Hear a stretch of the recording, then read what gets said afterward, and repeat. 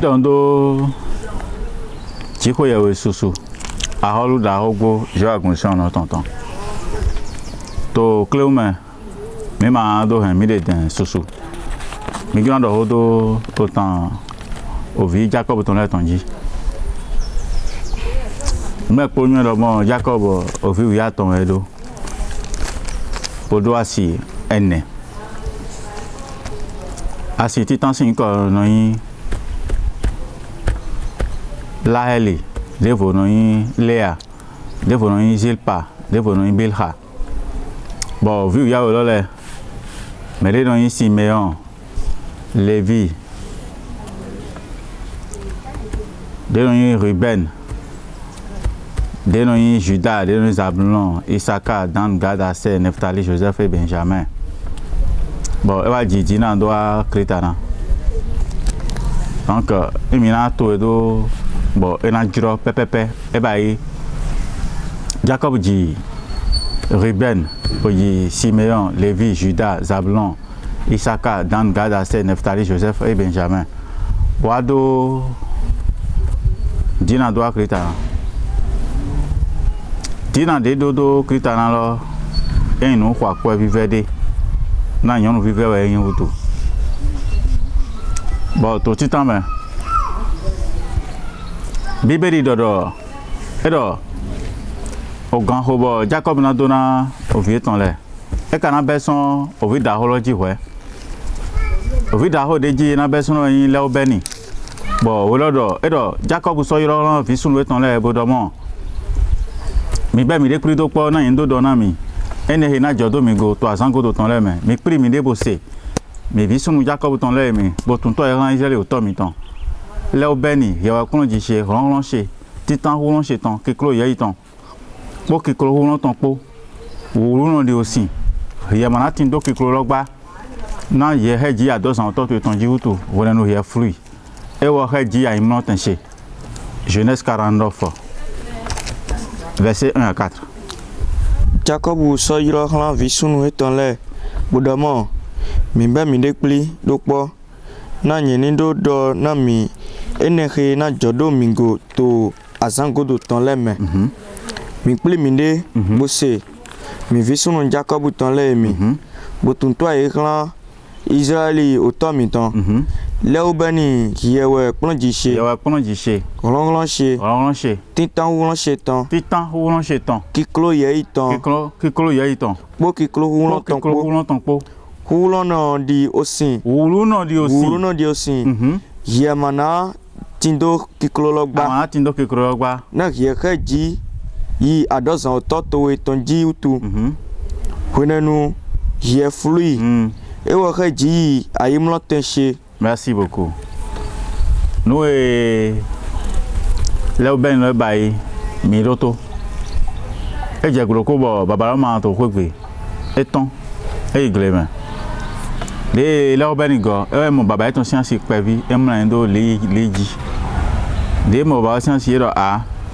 Et mi oto nous et dit ni o dema. Oh ne bo vivi. Bo so heme bi o okuma.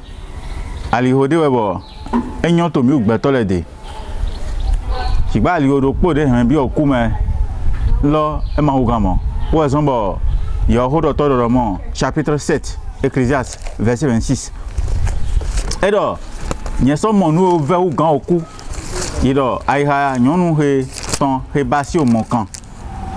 Alors ton a dit homembla, mais que de go home jo ton hondo ou en gan son ici. Sigba nyando na gbon le ton me wole. 7 verset 26. Nye somo onuke veru oku. Yido nyonuke ayika etombasi omokan. Po odokpo. Alors eton di homembla. Mais nous pouvons des go home jo ton en ganson si. Sigba nyando no we na gbon le ton me wole. We doni mo. O ezombo ye gbon lo ye nyando to wole Léo Beni na zone to ma sogbe to jo si nu kon wutu e ja igbon yon le boton dare bon ize de odo da ho wa eji Bon, durant des sessions, il va essayer de Joseph to nous gloton. Bon, les babas durant Simon Nicolas Vipo, et les bails. Et j'ai gros cobo. Dina, au Saint-Georges, ton dormant, au roi Macbolondé Maranaï, nous to, ouais, Bononsi. Donc, mais des chrétiens, toi, les romains. Cosimandona da Christiani, ni va un toklawa.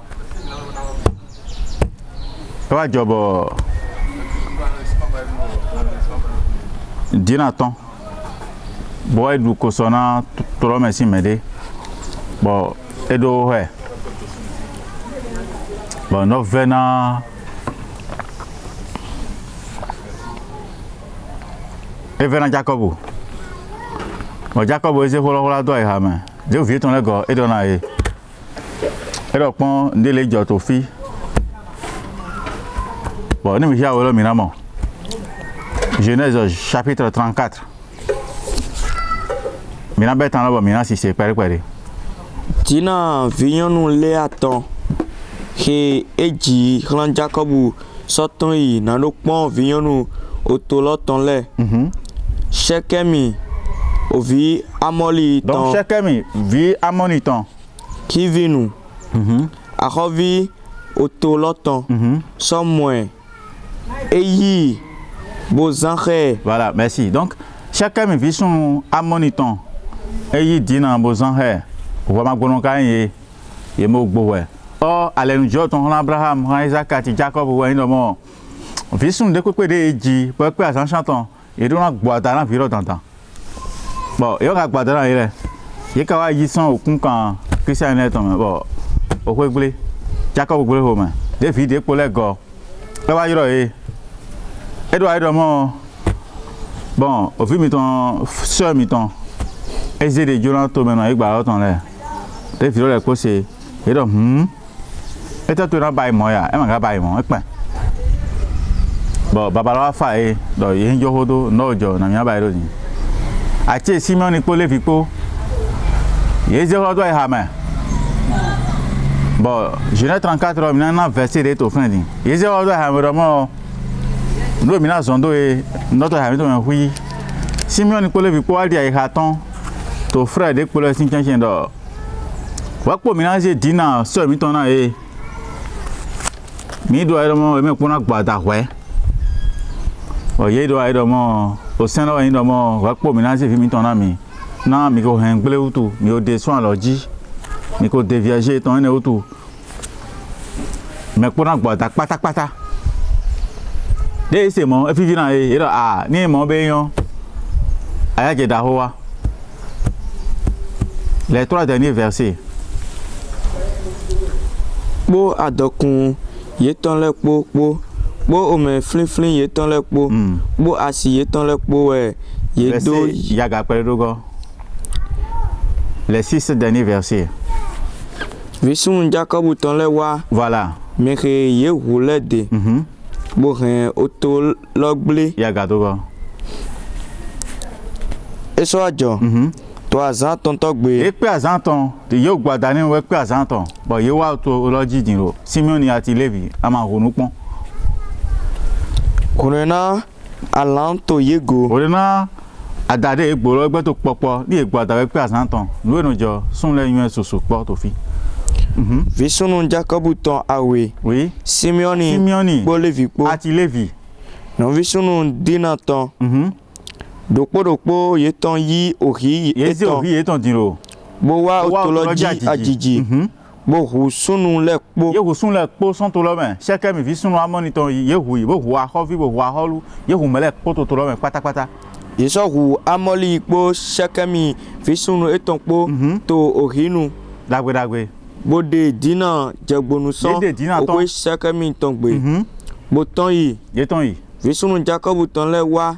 Mais ye roule de. Ye wa me ye roule de. Bo ren otologble. Ye otologble. Na ye ko ren no vinyonu ye ton gle utu.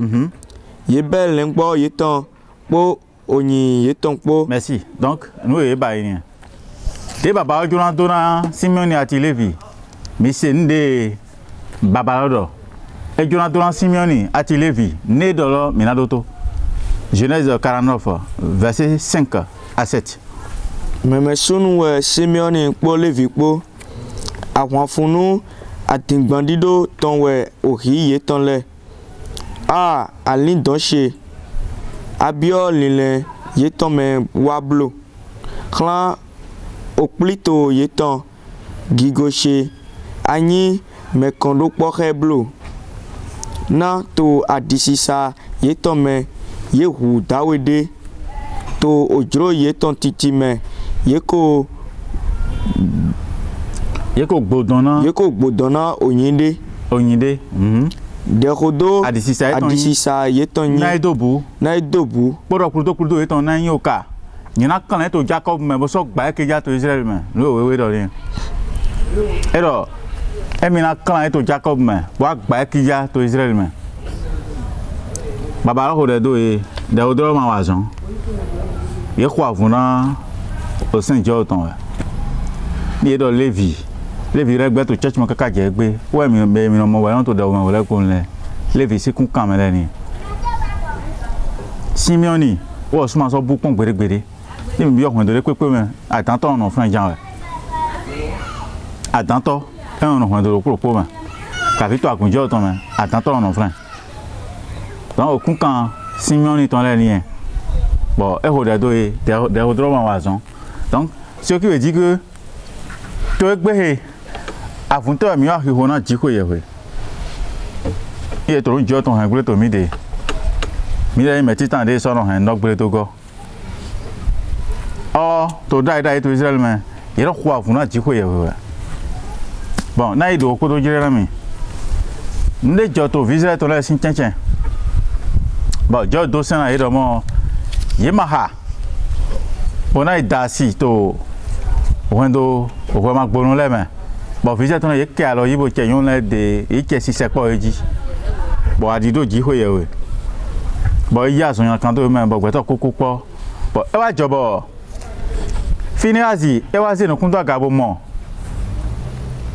o fi se ton po me do popo e te to yon lo go che nu ma je ni ba ye che bi ba he yon lo ji wa adido e bo e don o wa e ton sun bo dan do e bon e bi o ma na vi je ton ba ton gwa do me na yon lo bo ye mi awle poku bon e vivi na ji ho e do mo ni ko mo me de le ho ban gri ti se son vi je ton le ho me maman donc Simeon a Levi ye ko afuna ji ho ye me le su papa Finiasi e ko afuna men na ji ho ye donc afun na ji ho ye e inu pataki bo inu vive et mi tron frère posez Genèse chapitre 49 là verset 8 à 12. Mais c'est donnant Juda yewe meme sunu towele nanokpa alors towena tin to oko kento towele tongo visunu oto towe tonle nan de klan odo to nu kontowe ovi kini de ton we Juda visunu she yeko khiaga yison wenyanu me yeko khiaga yison wenyanu me e wa fe yido e pa vava di kini de poro di kini si de me na fon tite o adodo o kan po manaton son Juda ka fi o po kan ton son fo to le chinchen wa ko shiro do wa gba ran dale we ton si se gbe to le ton ante poro si o soviet ton ran o 20 tingo po kata bi ton po ran o 20 tin wan perango e ko nya avo ton le to 20 men po awo ton le po to hun 26 le ton men ye na yi o 20 do hen no ko ton le bia bo so yin no do hen ado ton le we on do na de ye do na ndudu Juda ni donc son Juda sin okun me Jesu ton son pour exemple ye yi lo Jesu sin ko to fun do Shilo to le no ho ma e mi ton son flan e wa dede bo e du ko so na Zebuluni e je do e mi ni do na o su papa to verset 13 me modoto Zebuloni nanono utokpa ohuton e wo we na soti na utokpa ohun le tonde agbegbe ton na soti to Zidoni ji voilà donc Zebuluni lo Dona ton et domo tok pa non. Nous nous de on aussi 5 côté les po bateau de non formé gmo bi ko wata. Et do nous nous jo so ne do mo. De metron frère. Et va dona Isakari et dona osuga. To verset 14, wa 15. Kete hulo non de we Isakari. Qui pa va to lengbo pour les chiens.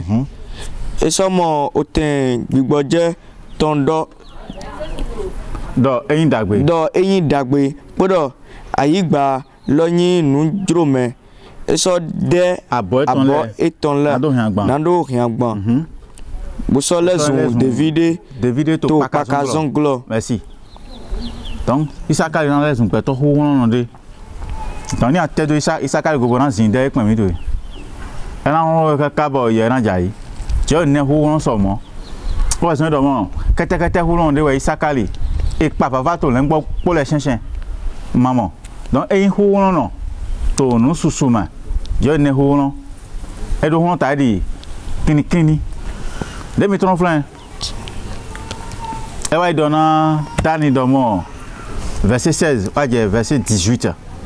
Dani we nano takwena o me tonle di dokpo son wendo Israeli tonle me Dani na tin di odande to alihoji Dani e na tin di odande to alihoji olopade to monji pe to adu han fa ko to so tonle mo bo ki to tonle jai gbongodo nye ko don na on gan to e okuno e nde dona o ne to flan donc to kunkan Dani to me Dani bayi juge ouais dato donc les médecins ouais voilà non yi dodo don da ouais nous ati sinsin bon tutun po on a don da ouais maman dodi donc nous ati sinsin ouais on a don da ouais juge donc son kun auto mais ouais non des juges sont et nous a jo to gbe ouais mais to mi to na do de to ko yi na yen so na juge ga oni ma to hunto manga bai adu kola mu kaka gbon pe bolanze gbona jado hanama bo akwa to te beni do tension kun kan to mewe bo hu ya lo to go e anta ho gbe to anta wa le cas du roi Salomon ma o de da ho de yun na o le wa bo to visin hold on e da ho bo we jiro pam e gbe tin wa ta to na mu mi ado to gbe nu jadu to le su to melewe ama na ze wo wa merede wa po mi na pri to da holo o pri to da holo ina ko yin so me lo si we ni je to nu ka ta we wa bibiri ka do mo ama na ka ta we e pon mi to ka je so wa so bo we gbe Michée chapitre 3 verset 10 lo yin we dida an ta we ji jiro ba ko la ma do na gbon àmọ́ tó gbé inú gádà wẹ̀ pọ̀ bọ̀ lẹ́nu tí gbọ́n kàn máa kàn pọ̀ bọ̀ mẹ́yìn wẹ̀ dátọ́ mẹ́lẹ́ máa sọ yín ọba 3:10 Michée. Yeyi ohun dodo zioni ndaga. lóye tó ti tó tètò Israẹli mẹ́ni ẹ̀ yéyi wáyé ohun tó tó ọlọ́gbà. gbọ́dọ̀ Jerusalem kpó òyìnbó wa kpó. ìwáyé Jerusalem lọ ìwádìí tó ọlọ́pọ̀ yìnyín tó kpó. nùkọ̀ntọ́ ètò lẹ́yìn náà dàwẹ̀ náà lè. Merci donc yìí wẹ́ pé náà dàwẹ̀ yẹ́n yìí kú ẹ̀wẹ́ òfin yìí kú ẹ̀rọ mi ní ìjẹ̀dùn náà dọ̀ wẹ́ tó wẹ́ tẹ́ ká dọ̀ mí lọ́wọ́ wẹ́ tó wẹ́ tó jẹ́ òde ẹ̀ sọ mọ́ wẹ́ dídá gbẹ́tọ̀ tán ẹ̀ tó fọ́ náà wẹ́ dídá jí kó yẹ̀ wẹ́ tán lọ́wọ́ sọ́nbọ̀ èdè Dani àsọ̀ndé yìí má jọ rẹ̀ Gadi wọ verset 19 ẹ̀ tẹ̀ èdè náà wọ. Gadi àwọn pàdé náà yín jẹ́ jì ṣùgbọ́n ewọ náà yín jẹ́ afọgọdọ yìí tán jí nùdùdù ètò. Merci donc àwọn pàdé náà yín jẹ́ Gadi jí ṣùgbọ́n ewọ náà yín jẹ́ afọgọdọ yìí tán jí donc wọ́n sún náà ẹ̀ náà hàn hó quoi mi comprends ẹ̀ náà hàn hó yà náà hàn hó ní ìdẹ́dọ̀ jìtò dé wọ́n sún náà dẹ́dọ̀ mọ́lọ́jì gbọ̀ndé jẹ́ ọ̀sùn ẹ̀ ní hó rán sọ̀mọ́. Bon, et voilà, son tête wa chéri de to verset 20 là. Et t'es donnant. Naftali ouais. Agbalensi he bokale. De ton son frère et wa Naftali de. Ouais qu'on a wa de le verset 20. Ndudu et ton son asali Nani Ojo. Acheli. Merci. Oui, Zomi, ouais. Et na sono nous vivi à Rolu Tonlewa. Merci. Donc, on nous doit ton son Acheli, mais et na ni Ojo. Et na sono nous vivi à Rolu Tonlewa. Mais maintenant c'est tout que on a fait coucou. Et là on da nous gandi quoi. Acheli ici on compte quand même. Il da nous ba je fin, a double ensemble. On compte quand même. Ouais yo mais on da nous gandi là. Madame mais de vraiment iglo yesu na ba ile hein. Et non ton son mais le ton mari et da nous alors d'accord. Fité à con à son ma con fi ni ba alors ti enyo na on ti da e. Donc ayo no kun kan Acheli to mari ton son. To church mais to fité pepe mi ba mi yo ide kan. Et na ba. Magade pour donc nous y mettons ouais non ba te na mais ils ont séjour na mais. Te mettons flan. Verset maintenant était dans Naftali wo. Naftali ouais agbanisi ke gbokande enona oho dagbele ome. Merci. Donc lui est au avou to file ni wo je flan. Ko dagbele na zewa. De holote oho dagbe, mi comprend. Oho de no jirando. Mais oho de no gbanu. Mais avo to hodo ga mi aton hodo. Mais na je flan ko ma do bon hodo ni gble na gble do mo. Non, oho dagbe, oho de no comment to po. Dona de Zejona et Naftali. De mi tron flan. Joseph de Joy de lo verset 22 à verset 26. À la 6e nonde Joseph. Ouais, Joseph. À la 6e nonde to sisade dali. À la eton le dina lo he atoji. Ga setole ko hen hoben gurin barabara po se ga to bo do ma kan. Sigba o ga eton no te to hu lo me. E so hen awa lo eton le ton yin sisien. Bon alors men gangan Jacob tonton le dali. Alors gangan Jacob ton le ton dali. Bon oyin le ngbo to lo ton dali. Zanu Israeli ton. Yero gbon jiku ye we ototo we ton dali. E wo ni gwa lo na we. Merci. Donc o han son gbelewasi ojo do se do aga. Dona de dona zena Laubeni, et c'est Joseph. Dona da ogbo. Bon Benjamin là verset 27. O khla kheno doctrine de we Benjamin to afonu ena hu wenyanu du bodo to wejayi ena ma ogbana lo. Mina go a dona Joseph tonji. On do nous to ils do dona auto fin. Verset 22 à verset 26. À la 6e de we Joseph. À la 6e de to sisa de dali. À la etonle dria lo he adoji. Gasetole ko he homenglene badabada. Bo se gadoe. Bo do homeken. Le verset 24. Shigba o ga eton noté to hurlome. Le verset 26. Odona ototo etonle ni ronrono hu odona so ototo. Le verset 25.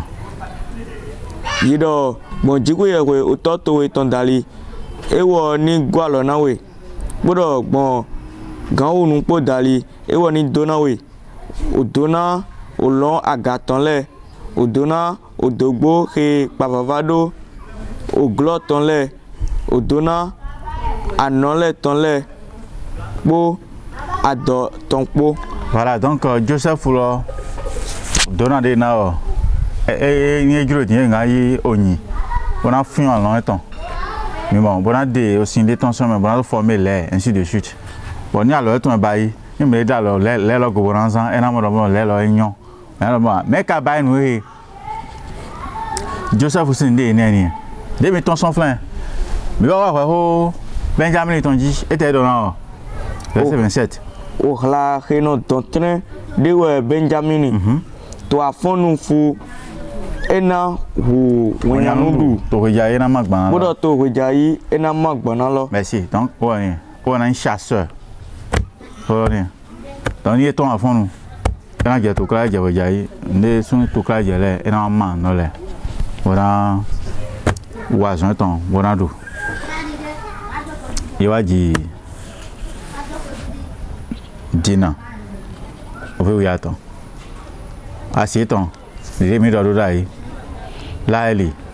Léa, Pilhati, Zirpa, Asienne de Dorania.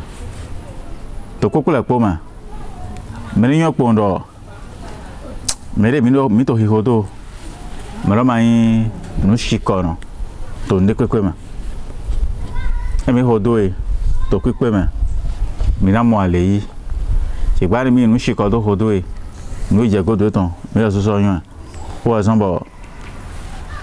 Merino Pondo, Joseph Honaite, Hona Yon Merefoton, Nick by Bio to Clama. But me to Fida Ido Hanson, Bewa Siwe, Edomo Be. I know I know that I must not buy ba, and of Vivian Jogbow. I'm on no buy ye, Nagbaso to be by the go. Joseph Royo. I mean, I'm a donor to our Jotam Quipe. Mamma Noddy.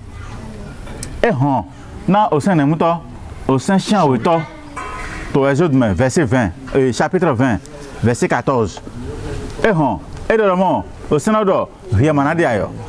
Pour les autres, les autres 20, verset 14. Rien manadiayo. Merci. Donc, et on a au sein de l'homme. Et maintenant, quand on va à détention, Lévitique 20, verset 10. Ou à sous-soc, de mon. Yon de yon me de voton, et maïtoué. Ah, on a, et même. Abio, ou à gré de Jotom. Bon, nous, une dagbe, Joe, do Python, et non tendoma. Bodo, ou dawelo, Hedia Yoke, assis sous de voton. Ido, ewa Hedia Yoke, assis comme un tonton. Sunu ayo de tolo, bonyonu ayo de tolo, po, nani ou dandan. Merci. Donc, on va voir ayo de ton. Puis les noms pour la machine. Proverbe 6, verset 32. Joseph ou José Douaga. So des fions mine so. So des frères ton le wane so. So des mani wane so. José Douaga to buroko. Et tout. E ma dalo nyina dogo. Shigba. Me ndoko pe ke dia yo he nyonu de. Nunyu pone. Merci. Non me dia yo he nyonu de vo. Me mani ton. Nunyu e pona melo. Bon Jésus soit horewa to Matthieu mais chapitre 5, verset 27 à 32. Ou choisi au sein de wa et dodo. Miko sedo. Idomo. Yemanadio. Shigba. Nyendorami do. Do. Medepepe. Eyin medepepe nyon. Medepepe pon nyonu side. Ekpon side. Nando wa nungbible khe. Eko diayo khe to aika etome. Efo. Bon, Apocalypse 2, verset 22 à demain. Eminazi doit à 2 ans de ji. Mais pour toi, il y a des éminents doit à 2 ans de koji. Oui. Nyena do à 2 ans de ji. Bodo, nyena be yere to ayo de khele bio nukumbi bia da home. Merci. Donc to kokula koma. Ni to klawa. Bo ye doit kona dona no afoi. Amoni malo hona to kla. E ma mo dona ils sont à l'audio ton. Dijoni kondo gbatora koji. Alléluia.